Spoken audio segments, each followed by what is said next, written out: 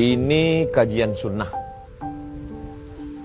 ini ustadz sunnah, sampai ada laundry sunnah. Apakah ini terjadi pada dengan lantangnya seorang ustadz mengatakan kunut subuh itu bid'ah?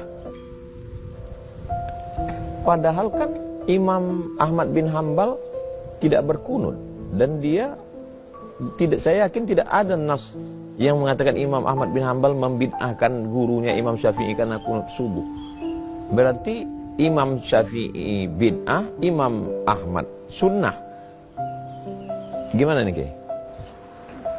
Oke, jadi hari ini kita mengalami satu pergeseran dengan mengkerdilkan sunnah. Sunnah itu di masing-masing ilmu ada definisi.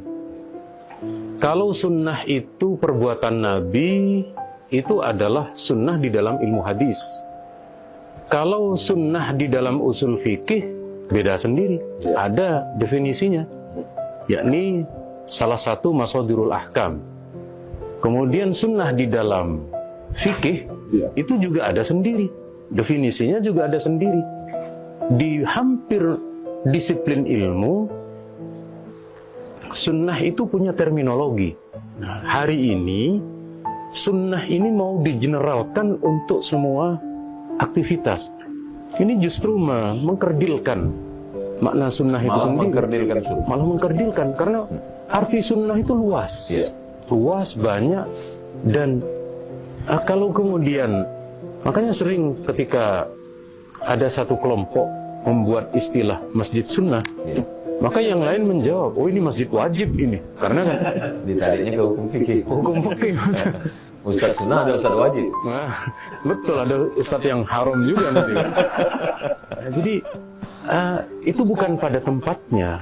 Karena bagaimanapun, saya beri contoh, Kiai, masjid yang tidak dilabeli sunnah itu ternyata masjid yang zikir suara keras. Zikir suara keras ada dalilnya dalam riwayat Imam Bukhari. Sunnah juga. Betul. Berarti mestinya masjid yang doa setelah sholat dan zikir keras itu, ini masjid sunnah juga gitu. Nah, ada juganya, betul. Sunnah aidon bahasa Arabnya. Sunnah muakkad. Jadi pada intinya merasa eksklusif dengan kata-kata sunnah, itu coba untuk kemudian, tapi ini sulit mereka untuk menerima hadis kita. Sebab ketika mereka hanya kembali ke Quran hadis, itu hanya hadis-hadis dari ustadz mereka, Hadis yang kita bawakan mereka nggak mau terima. Jadi sebenarnya mereka ini ikut Nabi apa ikut ustadznya? Karena kita yang punya dalil hadis, oleh mereka ditolak. Cara menolaknya banyak. Pertama dituduh dhaif. Padahal yang mendoifkan cuma Syekh Albani.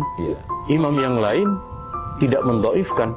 Padahal kalau kembali ke syarat dalam ilmu hadis, yang berhak menilai dhaif adalah orang yang bergelar al-hafidh. Sementara Syekh Albani sampai sekarang tidak ada yang memberi gelar al-hafidh kepada beliau. Jadi sekali lagi ini sudah sudah menjadi kecacapan di dalam pelabelan itu dan penolakan itu. Jadi pada intinya betul tadi, meskipun Imam Ahmad tidak kunut, tetapi hadis tentang kunut itu dalam riwayat Imam Ahmad, dalam musnad Imam Ahmad. Dan pada intinya ulama kita dulu tidak mempermasalahkan itu, Kiai. Jadi kiai-kiai kita juga di Indonesia tahun 60-70, Kiai Wahab Hasbullah dengan Buya Hamka, ini tidak ada perdebatan kunut karena mereka tahu dalilnya. Masing-masing. Dan alhamdulillah anak-anak kita juga sekarang tidak berdebat kunut. Karena kunutnya sama-sama jam 7 sholat subuhnya. Malu kunut. Jadi pada intinya seperti itu. Masya Allah, Masya Allah.